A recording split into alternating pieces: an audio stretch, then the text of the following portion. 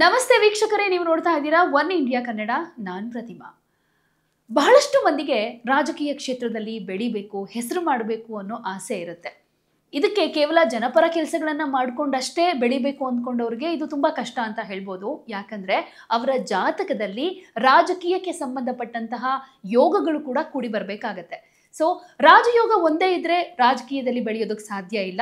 ಅದರ ಜೊತೆಗೆ ಬೇರೆ ಬೇರೆ ಯೋಗಗಳು ಕೂಡ ಹೊಂದಾಣಿಕೆ ಆಗಬೇಕು ಅಂತ ಅಲ್ವಾ?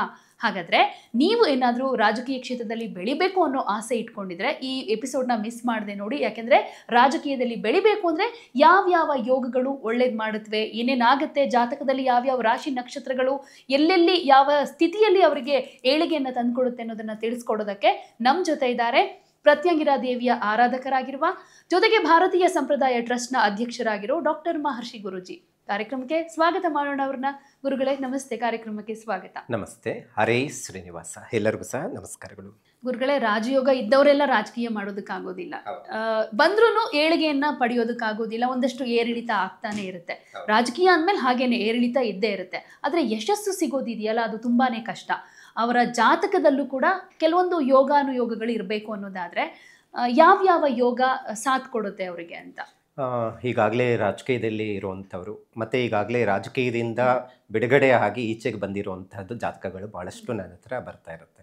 ಇವತ್ತು ಪ್ರಧಾನಮಂತ್ರಿಗಳಿಂದ ಹಿಡಿದು ನಮ್ಮ ರಾಜ್ಯದ ಮುಖ್ಯಮಂತ್ರಿದವರೆಗೂ ಮತ್ತು ಸಾಮಾನ್ಯ ಗ್ರಾಮ ಪಂಚಾಯಿತಿ ಅಧ್ಯಕ್ಷರವರೆಗೂ ನಾವು ನೋಡಿದಾಗನು ಸೊ ಅವರ ಯೋಗಗಳು ಹೇಗಿರಬೇಕು, ಮತ್ತು ಈ ರಾಜಕೀಯ ಅಂತ ಹೇಳಿದ್ರೆ ಜನಸೇವೆ ಅಂತ ಹೇಳ್ತೀವಿ. ಆ ಜನಸೇವೆ ಮಾಡುವಂತಹ ಯೋಗ, ಯೋಗ್ಯತೆ, ಫಲಗಳನ್ನು ಕೊಡುವಂಥದ್ದು ಕೆಲವು ಗ್ರಹಗಳು ಪ್ರಮುಖ ಕಾರಣ ಆಗುತ್ತೆ.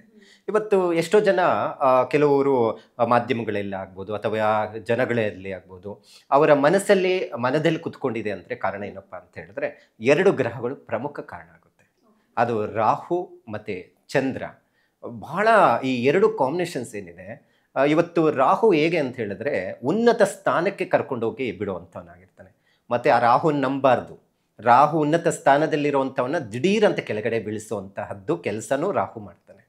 ಯಾಕಂತ ಹೇಳಿದ್ರೆ ರಾಹುವಿನಲ್ಲಿ ಬರುವಂತಹದ್ದು ಅಂತ ಹೇಳಿದ್ರೆ ಮಾತುಗಳು ಅವನಲ್ಲಿ ಏನಿರುತ್ತೆ, ಅವನು ನಂಬಲಾಗದಂತಹ ಅವನ ಮಾತುಗಳು ಬರುವಂಥದ್ದು ಇರುತ್ತೆ. ಅಂದ್ರೆ ಒಳ್ಳೆ ವಾಕ್ಚಾತುರ್ಯ ಅಂತ ಹೇಳ್ತೀವಿ. ಒಳ್ಳೆ ಒಂದು ಮಾತುಗಾರಿಕೆ ಎಲ್ಲ ಬಹಳ ಚೆನ್ನಾಗಿರುತ್ತೆ. ಮತ್ತು ಈ ರಾಜಕೀಯಕ್ಕೆ ಬರುವಂತಹವ್ರಿಗೆ ಯೋಗಗಳು ಹೇಗೆ ಕೆಲಸ ಮಾಡುತ್ತೆ ಅಂತ ಹೇಳಿದ್ರೆ 4 ಯೋಗಗಳು ಬಹಳ ಪ್ರಮುಖವಾಗಿರುವಂಥದ್ದು. 4ರಲ್ಲಿ ಅದರಲ್ಲಿ ಒಂದು ಯೋಗ ಅತ್ಯುತ್ತಮವಾದ ಫಲಗಳನ್ನು ಕೊಡುತ್ತೆ. ನಿಮಗೆ ಜಾತಕದಲ್ಲಿ ಶಶಿಮಂಗಳ ಯೋಗ ಇದೆಯಾ, ಅಥವಾ ನಿಮ್ಮ ಜಾತಕದಲ್ಲಿ ಏನಾದರೂ ಈ ರಾಜಯೋಗ ತರುವಂತಹ ಕೆಲವು ಗ್ರಹಗಳಲ್ಲಿ ಈ ಶಶಿಮಂಗಳ ಯೋಗ ಹೇಗೆ ಫಲ ಕೊಡುತ್ತೋ ಅದೇ ಜೊತೆಗೆ ಈ ಚಂದ್ರಾದಿತ್ಯ ಯೋಗ ಮತ್ತು ಅದರ ಜೊತೆಗೆ ಈ ಬುಧಾದಿತ್ಯ ಯೋಗ, ಶುಕ್ರಾದಿತ್ಯ ಯೋಗ, ಈ ಯೋಗಗಳಿದ್ದಾಗ ಅವರಿಗೆ ಮನಸ್ಸು ಬರುತ್ತೆ. ಅಂದರೆ ನಾನು ಒಂದು ರಾಜಕೀಯ ಸೇವೆಯನ್ನು ಮಾಡಬೇಕು, ಏನಾದರೂ ಒಂದು MP ಅಥವಾ MLA ಇಂತಹದ್ದಕ್ಕೆ ಹೋಗಬೇಕು ಅಂತ ಆಸೆ ಇಟ್ಕೊಂಡು ಪ್ರಾರಂಭದ ಮೆಟ್ಲತ್ತಕ್ಕೆ ಪ್ರಾರಂಭ ಮಾಡ್ತಾನೆ. ಗ್ರಾಮದಲ್ಲಿ ಗ್ರಾಮ ಪಂಚಾಯಿತಿ, ZP ಅಂತ ಬರ್ತಾರೆ. ಸೊ ಅದರಲ್ಲಿ ಒಂದು ಪ್ಲಾನ್ ಮಾಡ್ಕೊತಾನೆ. ಇಲ್ಲ ಅದರಲ್ಲಿ ಅವನಿಗೆ ಯೋಗ ಇತ್ತು, ಅದು ಆಕ್ಟಿವ್ ಆಗಿದೆ ಅಂತ ಹೇಳಿದ್ರೆ, ಅಂದರೆ ಅವನಿಗೆ ಯೋಗ ಇರಬೇಕು, ಅದು ಈ ವರ್ಷ ಅವನಿಗೆ ಎಷ್ಟು ಫಲ ಕೊಡುತ್ತೆ ಅಂತ ಹೇಳುತ್ತೆ. ಅದನ್ನು ನಾವು ಕಾಲದಲ್ಲಿ ಲೆಕ್ಕಾಚಾರ ಮಾಡುತ್ತೆ. ನಿಮ್ಗೆ ಈಗ ಬುಧಾದಿತ್ಯ ಯೋಗ ಇದೆ ಅಂದ್ಕೊಳ್ಳಿ, ದಶಮಸ್ಥಾನ ಕರ್ಮಸ್ಥಾನದಲ್ಲಿ ಬುಧಾದಿತ್ಯ ಯೋಗ ಇತ್ತು ಅಂದರೆ ಬುಧ ದಶ ಮತ್ತು ರವಿ ಭುಕ್ತಿ ಅಥವಾ ರವಿ ದಶ ಬುಧ ಭುಕ್ತಿ ನಡೆಯುವಾಗ ಅವನು ZP ಎಲೆಕ್ಷನಲ್ಲಿ ನಿಂತ್ಕೊಂಡ ಅಂದರೆ ಆಟೋಮೆಟಿಕ್ಕಾಗಿ ಗೆದ್ದು ಬಿಡ್ತಾನೆ. ಆದರೆ ಅಲ್ಲಿಗೆ ಸ್ಥಿಮಿತ ಆಗೋದಿಲ್ಲ, ಅದರ ಜೊತೆಗೆ ಶಶಿಮಂಗಳ ಯೋಗ ಇರಬೇಕು. ಅಂದರೆ ಅವನು ಗೆದ್ದ ತಕ್ಷಣವೇ ಜನಗಳ ಸಮೀಪಕ್ಕೆ ಹೋಗುವಂತಹ ಮತ್ತು ಜನಗಳು ಅವ್ರನ್ನ ಇಷ್ಟಪಡುವಂತಹ ಬಾಂಧವ್ಯತೆ ಬರಬೇಕಂದ್ರೆ ಈ ಕಾಂಬಿನೇಷನ್ಸ್ ಭಾಳ ಅಗತ್ಯ ಇರುವಂಥದ್ದಿದೆ ಶಶಿಮಂಗಳ ಯೋಗ. ಮತ್ತು ಆ ಯೋಗ ಒಂದು ಇತ್ತು ಅಂದರೆ ಜನ ಬರ್ತಾರೆ. ಆದರೆ ಅದ್ರ ಜೊತೆಗೆ ಜನ ಬಂದ್ರೇನು ದುಡ್ಡು ಅದರ ಜೊತೆಗೂ ಬರುತ್ತೆ. ಕಾರಣ ಯಾಕೆ ಹೇಳಿ? ಈಗ ರಾಜಕಾರಣಿಗಳು ಬಹಳಷ್ಟು ದೊಡ್ಡ ಮಟ್ಟಿಗೆ ದುಡ್ಡು ಮಾಡಿದ್ದಾರೆ, ಹಾಗೆ ಹೀಗೆ ಅಂತ ನಾವು ಕೇಳ್ತಾ ಇರ್ತೀವಿ. ಕೆಲವರು ದುಡ್ಡು ಮಾಡಿದಿರ ಸೇವೆ ಮಾಡಿರೋರು ಇದ್ದಾರೆ, ಅದರಲ್ಲಿ ಒಂದು ಮಾತಿಲ್ಲ. ಅದಕ್ಕೆ ಅವರು ದುಡ್ಡು ಮಾಡಿಲ್ಲ, ಸೇವೆ ಮಾಡಿದ್ದಾರೆ ಅಂತ ಹೇಳಿದ್ರೆ ಅವರಿಗೆ ಈ ಶುಕ್ರಾದಿತ್ಯ ಯೋಗ ಇಲ್ಲವೇ ಇಲ್ಲ. ಯಾರ ಜಾತಕದಲ್ಲಿ ಶುಕ್ರಾದಿತ್ಯ ಯೋಗ ಇದೆ ಅಂದರೆ ಲಕ್ಷಗಳೆಲ್ಲ ಕೋಟಿಗಳು ಎಣಿಸ್ಕೊತಾರೆ. ಏನೋ ಒಂದು ಕೆಲಸ ಮಾಡ್ಕೊಡ್ತಾರೆ, ರಾಜಕಾರಣಿಗಳು ಲಕ್ಷಗಳು ಕೋಟಿಗಳು ಬಂದ್ಬಿಡುತ್ತೆ ಅಂತ ಹೇಳುತ್ತೆ. ಸೊ ಈ 3 ಯೋಗಗಳ ಜೊತೆ ಇನ್ನೊಂದು ಯೋಗ ಇದೆ, ಚತುರ್ಸಾಗರ ಯೋಗ ಅಂತ. ಏನಪ್ಪ ಅದು ಚತುರ್ಸಾಗರ ಯೋಗ ಅಂತ ಹೇಳಿದ್ರೆ, ಇವತ್ತು MP ಆಗಿ MLA ಆಗಿ ಕೆಲಸವನ್ನು ಮಾಡ್ತಾ ಇರುವಂಥವ್ರ ಜೊತೆ ಒಂದು ಖಾತೆ ಇದೆ ಅಂತ ಹೇಳಿದ್ರೆ ಅವ್ರಿಗೆ ಚತುರ್ಸಾಗರ ಯೋಗ ಇದೆ ಅಂತ ಹೇಳ್ಕೊಳ್ಳಿ. ಇವತ್ತು ಎಷ್ಟು ಜನ ಒಂದು ಖಾತೆಯಲ್ಲಿದ್ದಾರೆ, ಅಥವಾ ಖಾತೆಯಿಂದ ಇನ್ನು ಸ್ವಲ್ಪ ದೊಡ್ಡ ಮಟ್ಟಿಗೆ ಅಂತ ಮಿನಿಸ್ಟ್ರ್ ಪೋಸ್ಟ್ಗಿಂತ ಯಾವುದೋ ಒಂದು CM ಪೋಸ್ಟು ಅಥವಾ ಪ್ರಧಾನಮಂತ್ರಿಗಳಾಗಿ ಒಂದು ಸ್ಥಾನದಲ್ಲಿ ಕುತ್ಕೊಂಡಿದ್ದಾರೆ ಅಂತ ಹೇಳಿದ್ರೆ ಅವ್ರಿಗೆ ಚತುರ್ಸಾಗರ ಯೋಗ ಇದೆ ಅಂತ.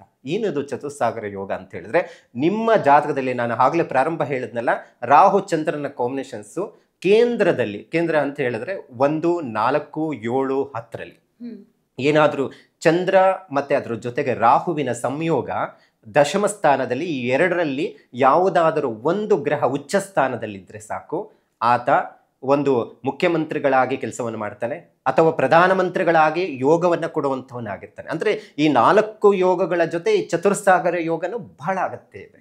ಸೊ ಅಂಥವ್ರಿಗೆ ಉನ್ನತ ಸ್ಥಾನ ಗೌರವ ಪ್ರಾಪ್ತಿಯಾಗುವಂಥದ್ದಿರುತ್ತೆ. ರಾಹುವಿನ ಮೇಲೆ ಇನ್ನೊಂದು ಪಾಪಗ್ರಹ ಏನಾದರೂ ಬಿತ್ತು ಅಂತ ಹೇಳಿದ್ರೆ ಅವನ ಮಾತಿಂದನೇ ಕೆಳಗಡೆ ಬಿದ್ದೋಗ್ತಾನೆ ಅಂತ ಹೇಳ್ತೀವಿ. ಇವತ್ತು ಎಷ್ಟೋ ಜನ ರಾಜಕೀಯದಲ್ಲಿರುವಂಥವ್ರಿಗೆ ಸಮಸ್ಯೆ ಬಂದ್ಬಿಟ್ಟು ಜೈಲು ಹೋಗಿರುವಂಥದ್ದು ಘಟನೆ ನೋಡಿದ್ವಿ ನಾವು. ಪಕ್ಕದ ಕೆಲವೊಂದು ಆಂಧ್ರ ಪ್ರದೇಶದಲ್ಲಿರುವಂತಹ ಮುಖ್ಯಮಂತ್ರಿಗಳನ್ನ ನಾವು ನೋಡಿದ್ದೀವಿ, ನಮ್ಮ ಕರ್ನಾಟಕದಲ್ಲಿರುವಂಥವ್ರದ್ದು ನೋಡಿದ್ದೀವಿ. ಕೆಲವೊಂದು ರಾಜಕಾರಣಿ ಮಾಡ್ತಾ ಇರುವಂತಹ ಜಾತಕಗಳು ಇವತ್ತು ನೋಡಿ ನೀವು ಗಮನಿಸಬಹುದು.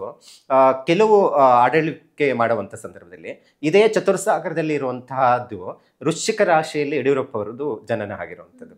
ಅವ್ರಿಗೆ ಚತುರ್ಸಾಗರ ಯೋಗ ಇತ್ತು, ಅದಕ್ಕೆ ಮುಖ್ಯಮಂತ್ರಿಗಳಾಗಿ ಕೆಲಸವನ್ನು ಅಷ್ಟು ವರ್ಷ ಮಾಡಿದ್ದಾರೆ. ಅದರ ಜೊತೆಗೆ ರಾಹು ದಶ, ರಾಹು ಭುಕ್ತಿ ಮತ್ತು ರಾಹು ದಶ ಮತ್ತು ಕೇತು ಭುಕ್ತಿ ಬಂದಾಗ ಅವ್ರ ಪ್ರಾಬ್ಲಮ್ ಏನಾಯಿತು ಅಂತ ಹೇಳಿದ್ರೆ, ಅವರು ಮಾಡಿರುವಂಥ ಕೆಲಸಗಳು ಅಥವಾ ಅವರು ಮಾಡಿರುವಂಥ ಒಳ್ಳೆ ಕೆಲಸಗಳಲ್ಲಿ ಎಲ್ಲ ಒಂದು ತೊಂದರೆಗಳ ಹಾಗೆ ಜೈಲಿಗೆ ಹೋಗಿರುವಂಥದ್ದಿದೆ. ಚಂದ್ರಬಾಬು ನಾಯ್ಡು ಜಾತಕ ನೋಡಿ, ಅವ್ರದ್ದು ಅದೇ ಪ್ರಾಬ್ಲಮ್ ಆಗಿರುವಂಥದ್ದು. ಕಾರಣ ಏನಪ್ಪ ಅಂತ ಹೇಳಿದ್ರೆ, ಇದೇ ರಾಹುವಿನ ದಶಾ ಕಾಲದಲ್ಲಿ ಅವ್ರಿಗೆ ತೊಂದರೆ ಆಗಿರುವಂಥದ್ದು. ಕೀರ್ತಿನೂ ಸಿಗುತ್ತೆ, ಅಪಕೀರ್ತಿನೂ ಸಿಗುತ್ತೆ. ಹೌದು, ಈ ರಾಜಕೀಯ ಅಂತ ಹೇಳಿದ್ರೆ ಈ ಯೋಗಗಳು ಉನ್ನತ ಸ್ಥಾನಕ್ಕೆ ಕರ್ಕೊಂಡು ಹೋಗ್ತಾನೆ, ಹಾಗೆ ಬೀಳಿಸುವಂಥ ಕೆಲಸನೇ ರಾಹು ಕೆಲಸ. ರಾಹು ನಾವು ಬಂದಾಗ ಮಕ್ಕಳಿಗೆ, ಓದೋ ಮಕ್ಕಳಿಗೂ ಹೇಳ್ತಾ ಇರ್ತೀವಿ, ನೋಡಪ್ಪ ರಾಹು ದೇಶ ನಡೀತಾ ಇದೆ, ಚಂಚಲ ಮನಸ್ಸು, ಏಕಾಗ್ರತೆ ಇರೋದಿಲ್ಲ, ಎಕ್ಸ್ಪೆಕ್ಟೇ ಮಾಡಿರಲ್ಲ, ಅವ್ನು ಏನು ಬರುತ್ತೆ ಅವನಿಗೆ ಅಂತ ಅನ್ಕೊಂತೀವಿ. ಆದರೆ ಅವನ ಆಲೋಚನೆಗಳು ಬಹಳ ಉತ್ತುಂಗಕ್ಕೆ ಹೋಗಿರುತ್ತೆ. ಅಂದರೆ ಆ ರಾಹುವಿನ ಒಂದು ಪ್ರಭಾವನೆ ಹಾಗೆ ಅಂತ ಹೇಳ್ತೀವಿ. ರಾಹು ಚಂದ್ರನ ಸಂಯೋಗ ಉಚ್ಚಸ್ಥಾನದಲ್ಲಿ 1, 4, 7, 10ರಲ್ಲಿತ್ತು ಜಾತಕದಲ್ಲಿ. ಅಂದರೆ ಅಂಥವನಿಗೆ ಒಳ್ಳೆ ರಾಜಕೀಯದಲ್ಲಿ MLA ಆಗ್ತಾನೆ, ಒಂದು ಖಾತೆ ಸಿಗುತ್ತೆ, ಅಭಿವೃದ್ಧಿ ಆಗುತ್ತೆ. ಇವತ್ತು ಎಷ್ಟೋ ಜನ ಮುಖ್ಯಮಂತ್ರಿಗೋಸ್ಕರ ಪ್ರಯತ್ನ ಮಾಡ್ತಾ ಇದ್ದಾರೆ, ಯಾಕೆ ಸಿಗ್ತಾ ಇಲ್ಲ? ಇವಾಗ ನಾವು ಅಶೋಕ್ ಅವ್ರ ಜಾತಕ ನೋಡಿದಾಗ, ನನಗೆ ಮತ್ತೆ ಈಗ DK ಶಿವಕುಮಾರ್ ಅವ್ರ ಜಾತಕ ನೋಡಿದಾಗ, ಯಾಕೆ ಅವ್ರಿಗೆ ಅಲ್ಲಿವರೆಗೂ ಹೋಗ್ತಾ ಇದ್ದಾರೆ, ಕೊನೆ ಮೂಮೆಂಟಲ್ಲಿ ಕೈ ತಪ್ಪೋಗ್ತಾ ಇದ್ದಾರೆ? ಅದಕ್ಕೆ ಕಾರಣ ಕೆಲವು ಗ್ರಹಗಳು, ಬಹಳ ಬಲಿಷ್ಠವಾಗಿರುವಂಥ ಗ್ರಹಗಳು ಮುಂದಕ್ಕೆ ಹೋಗೋಕ್ಕೆ ಬೆಳೆಯೋದಕ್ಕೆ ಬೀಳೋದಿಲ್ಲ. ಸೊ ಆ ಗ್ರಹಗಳಿಂದನೇ ತೊಂದರೆ ಆಗ್ತಾ ಇರೋದು. ಆದರೆ ಅವ್ರಿಗೆ ಯೋಗ ಇದೆ, ಆದರೆ ಮುಂದಕ್ಕೆ ಹೋಗೋಕ್ಕಾಗೋದಿಲ್ಲ. ಸೊ ಅದು ಹೋಗಬೇಕಾದ್ರೆ ಅದಕ್ಕೆ ಸಂಬಂಧಪಟ್ಟಂತಹ ಗ್ರಹಗಳ ಶಾಂತಿಯನ್ನು ಮಾಡಿಸ್ಬೇಕು. ತಿಳಿದಂತಹವ್ರನ್ನ ನೋಡಿ ಗಮನಿಸಿ ಮುಂದಕ್ಕೆ ಹೋದ್ರೆ ಉತ್ತಮವಾದಂಥ ಅಭಿವೃದ್ಧಿ ಕಾಣಲಿಕ್ಕೆ ಸಾಧ್ಯ ಆಗುತ್ತೆ. ಮೋದಿ ಅವ್ರ ಜಾತಕದ ಬಗ್ಗೆ ಹೇಳೋದಾದ್ರೆ ಗುರುಗಳು, ಬಹಳ ಅದ್ಭುತವಾದ, ನಾನು ಬಹಳ ಅಧ್ಯಯನ ಮಾಡಿದ್ದೀನಿ ಅವ್ರದ್ದು. ಮೋದಿ ಅಂತಂತಾನೆ ಇಲ್ಲ, ಈಗ ನಾವು ರಾಹುಲ್ ಗಾಂಧಿ ಜಾತಕ ನೋಡ್ತೀನಿ.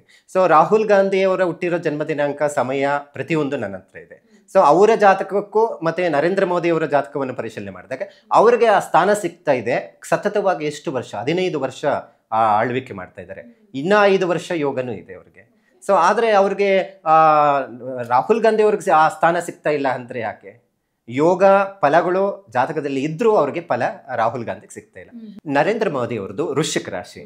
ಸಾಮಾನ್ಯವಾಗಿ ನೋಡಿ, ನಾನು ವೃಶ್ಚಿಕ ರಾಶಿಯವರ ಬಗ್ಗೆ ಮಾತನಾಡ್ತಾ ಇರ್ತೀನಿ. ಆ ವೃಶ್ಚಿಕ ರಾಶಿಯವರು ಇವತ್ತು ಉನ್ನತ ಒಂದು ಬಿಸ್ನೆಸ್ ವ್ಯವಹಾರದಲ್ಲಿದ್ದಾರೆ, ಅಭಿವೃದ್ಧಿ ಚೆನ್ನಾಗಿದೆ ಅಂತ ಹೇಳಿದ್ರೆ ವೃಶ್ಚಿಕ ರಾಶಿಯವರೇ ಪ್ರಮುಖ ಕಾರಣ ಅಂತ ಹೇಳ್ತೀವಿ. ಅಂದರೆ ಅವರ ಆಲೋಚನೆಗಳು ಭಾಳಷ್ಟು ಉತ್ತಮವಾದಂಥದ್ದು ಆಲೋಚನೆ ಆಗಿರುತ್ತೆ. ಮತ್ತು ವೃಶ್ಚಿಕ ರಾಶಿಯವರು ಅಷ್ಟೇ ಡಿಪ್ರೆಷನ್ಗೆ ಹೋಗ್ತಾರೆ, ಅಷ್ಟೇ ಮಾನಸಿಕ ಖಿನ್ನತೆಗೆ ಹೋಗಿ ಅವರು ಯಾವುದೂ ನನ್ನ ಕೈಯಲ್ಲಿ ಆಗಲ್ಲ ಅಂತ ಕೂತ್ಕೊಂಡಿರೋವಂಥವರು ಇದ್ದಾರೆ. ಈ ವೃಶ್ಚಿಕ ರಾಶಿಯವರಿಗೆ ಯಾರಿಗೆ ಚತುರ್ಸಾಗರ ಯೋಗ ಇರುತ್ತೆ, ಯಾರಿಗೆ ಶಶಿಮಂಗಳ ಯೋಗ ಇರುತ್ತೆ, ಯಾರಿಗೆ ಶುಕ್ರಾದಿತ್ಯ ಯೋಗ ಇರುತ್ತೆ, ಅಂಥವರು ರಾಜಕೀಯದಲ್ಲಿ ಉತ್ತಮ ಅಭಿವೃದ್ಧಿಯನ್ನು ಕಾಣುವಂಥದ್ದಿದೆ. ಇವರಿಗೆ 5 ಯೋಗಗಳೂ, ಪಂಚ ರಾಜಯೋಗಗಳೂ ಸಹ ನರೇಂದ್ರ ಮೋದಿ ಅವರದಿದೆ, ವೃಶ್ಚಿಕ ರಾಶಿಯಲ್ಲಿ ಜನನಾಗಿರುವಂಥವ್ರು. ಮತ್ತು ಆ ಒಂದು ಕಾರಣದಿಂದನೇ ಇವತ್ತಿಗೂ ಅವರು ಪ್ರಧಾನಮಂತ್ರಿಗಳಾಗಿ ಆ ಸ್ಥಾನದಲ್ಲಿ ಬಲಿಷ್ಠವಾಗಿ ಕುತ್ಕೊಳ್ಳೋದಕ್ಕೆ ಸಾಧ್ಯ ಇದೆ. ಇವತ್ತು ವೃಶ್ಚಿಕ ರಾಶಿಯಲ್ಲಿ ಇರುವಂಥವ್ರು MP ಗಳಿದ್ದಾರೆ, ಭಾಳ ಜನ ನಾವು ನೋಡ್ತಾ ಇದ್ದೀವಿ. MLAಗಳಿದ್ದಾರೆ. ನಾವು ಆಗಲೇ ನಾವು ಮಾತನಾಡ್ತಾ ಇದ್ದೀವಲ್ಲ, ಯಡಿಯೂರಪ್ಪ ಅವರದ್ದು ಜಾತಕದಲ್ಲಿ ವೃಶ್ಚಿಕ ರಾಶಿನೇ ಅವ್ರದ್ದು. ಆ ವೃಶ್ಚಿಕ ರಾಶಿಯವರು ಅಲ್ಲಿ ನಾವು ಮುಖ್ಯಮಂತ್ರಿಯಾಗಿ ಕೆಲಸ ಮಾಡಿದ್ದಾರೆ ಅಂತ ಹೇಳಿದ್ರೆ ಕಾರಣ ಆ ರಾಶಿಯ ಬಲ ಒಂದು ವರ್ಚಸ್ಸು ಅಂತ ಹೇಳ್ಬೋದು. ಅಂದರೆ ಅಲ್ಲಿಗೆ ಆ ರಾಶಿಯಲ್ಲಿ ಚಂದ್ರ ವೀಕ್ ಆಗಿದ್ದಾನೆ, ನೀಚ ಸ್ಥಾನದಲ್ಲಿದ್ದಾನೆ. ಆದರೆ ನೀಚ ಸ್ಥಾನದಲ್ಲಿದ್ದರೆ ಫಲ ಕೊಡೋದಿಲ್ವಲ್ಲ, ಯಾಕೆ ಕೊಡ್ತಾ ಇದೆ ಅಂತ ಹೇಳಿದ್ರೆ ಆ ರಾಶಿಗೆ ಆ ಯೋಗಗಳು ಕೆಲಸ ಮಾಡ್ತಾ ಇದೆ. ಚತುರ್ಸಾಗರ ಯೋಗ, ಶಶಿಮಂಗಳ ಯೋಗ, ಬುಧಾದಿತ್ಯ ಯೋಗ, ಶುಕ್ರಾದಿತ್ಯ ಯೋಗ ಮತ್ತು ಪಂಚರಾಜ ಯೋಗಗಳು ಅವರಿಗೆ ಉತ್ತಮವಾದಂತಹ ಸ್ಥಾನಕ್ಕೆ ಪ್ರಾಪ್ತಿಗೆ ಕೊಡುವಂಥದ್ದು ಆಗಿರುತ್ತೆ. ಅದಕ್ಕೆ ಈ ನರೇಂದ್ರ ಮೋದಿಯವರು ಮುಖ್ಯಮಂತ್ರಿ ಆಗಿ ಕೆಲಸವನ್ನು ಮಾಡ್ತಾ ಇರೋದಕ್ಕೆ ಕಾರಣ ಆಗುತ್ತೆ. ನರೇಂದ್ರ ಮೋದಿಯ ಸಮವಾಗೇ ಅವರು ಆಕಾಂಕ್ಷೆಗಳನ್ನು ಇಟ್ಕೊಂಡಿರುವಂಥದ್ದು ರಾಹುಲ್ ಗಾಂಧಿ ಅವರಿಗೆ ಆ ಯೋಗ ಇನ್ನೂ ಬಂದಿಲ್ಲ. ಸೊ ಆ ಒಂದು ಕಾರಣದ ಅದೇ ಅವರು ಬಿಟ್ಟು ಇದೇ ಕಾಂಗ್ರೆಸ್ ಪಕ್ಷದಿಂದ ಬಿಟ್ಟು ಬೇರೆಯವ್ರನ್ನ ಯಾರನ್ನ ಈ ಯೋಗಗಳಿರುವಂಥವ್ರ ಇದ್ದಾರೆ ಅಂತ ಹೇಳಿದ್ರೆ ನರೇಂದ್ರ ಮೋದಿಗಿಂತ ಅವರೇ ಪ್ರಧಾನಮಂತ್ರಿಗಳಾಗುವಂಥ ಸಾಧ್ಯತೆ ಇರುತ್ತೆ. ಓಕೆ, ಮುಂದಿನ ಅವಧಿಯಲ್ಲಿ. ಮುಂದಿನ ಅವಧಿಯಲ್ಲಿ. ಇನ್ನು ಈಗ ಹಾಟ್ ಟಾಪಿಕ್ ಅಂತಂದ್ರೆ ಗುರುಗಳೇ, ನಿಮಗೂ ಕೂಡ ಗೊತ್ತಿದೆ, ನಮ್ಮ ರಾಜ್ಯ ರಾಜಕೀಯದಲ್ಲಿ ಹೆಚ್ಚು ಸುದ್ದಿಯಲ್ಲಿರೋದೇ CM ಬದಲಾವಣೆ ಅನ್ನೋದಾದ್ರೆ DK ಶಿವಕುಮಾರ್ ಅವರು ಪ್ರಯತ್ನ ಪಡ್ತಿದ್ದಾರೆ. ನೆಕ್ಸ್ಟ್ ಅವರೇ ಇನ್ನು ಅರ್ಧ ಅವಧಿಗೆ ಅವರು ಮುಖ್ಯಮಂತ್ರಿ ಆಗಬೇಕು ಅನ್ನುವಂಥ ವಿಚಾರದ ಬಗ್ಗೆ ಹೇಳೋದಾದ್ರೆ DK ಶಿವಕುಮಾರ್ ಅವರ ಜಾತಕದಲ್ಲಿ ಆ ಯೋಗ ಇದೆಯಾ? ಕೆಲವರು ಹೇಳಿರೋ ಪ್ರಕಾರ ಆಗ್ತಾರೆ ಅಂತಾನೆ ಹೇಳ್ತಿದ್ದಾರೆ, ಬಟ್ ಇನ್ನೂ ಆ ಕಾಲ ಕೂಡಿ ಬಂದಿಲ್ಲ. ಸೊ ಆಗ್ತಾರಾ, ಹೆಂಗೆ ಆಗೋ ಸಾಧ್ಯತೆ ಇದೆಯಾ? ಇಲ್ಲಿ ಗಮನಿಸಬೇಕಾಗಿರುವಂಥದ್ದು ಪ್ರಮುಖವಾಗಿ ವಿಚಾರ, ಅವರಿಗೆ ಆ ಯೋಗ ಚತುರ್ಸಾಗರ ಯೋಗ ಇರೋದ್ರಿಂದನೇ ಅಲ್ಲಿ ಉಪಮುಖ್ಯಮಂತ್ರಿ ಆಗಿ ಕೆಲಸ ಮಾಡೋದಕ್ಕೆ ಕಾರಣ. ಆದರೆ ನಾನು ಆಗ್ಲೇ ಹೇಳಿದೆ, ಕೆಲವು ಗ್ರಹಗಳು ಆ ಯೋಗ ಇದ್ರೇನು ಆ ಗ್ರಹಗಳು ಕೆಲಸ ಮಾಡಿದಿರ ತೊಂದರೆ ಮಾಡೋದಕ್ಕೆ ಕಾರಣ ಅಂತ ಹೇಳಿದೆ. ಆದರೆ ಇಲ್ಲಿ ಗ್ರಹಗಳ ಸ್ಥಿತಿಗಳು ಕೆಲಸ ಮಾಡುತ್ತೋ ಬಿಡುತ್ತೋ, ದೈವ ಬಲ ಇತ್ತು ಅಂತ ಹೇಳಿದ್ರೆ ಖಂಡಿತ ಅವರು ಒಂದು ಮುಖ್ಯಮಂತ್ರಿಗಳಾಗಿ ಕೆಲಸ ಮಾಡಲಿಕ್ಕೆ ಸಾಧ್ಯ ಆಗುತ್ತೆ. ಆದರೆ ಅವ್ರಿಗೆ ಶನಿ ಬಲಹೀನನಾಗಿ, ಶನಿಯ ಫಲಗಳು ಏನಾಗುತ್ತೆ, ಶನಿ ಅಧಿಕಾರವನ್ನು ಕೊಡುವಂಥವನಾಗಿರ್ತಾನೆ. ಆ ಶನಿಯ ದೃಷ್ಟಿ ಏನಾದರೂ ಅವ್ರ ಮೇಲೆ ಕೆಟ್ಟ ದೃಷ್ಟಿ ಬಂತು ಅಂದರೆ ಯಾವುದೇ ಸ್ಥಾನ ಸಿಗೋದಿಲ್ಲ.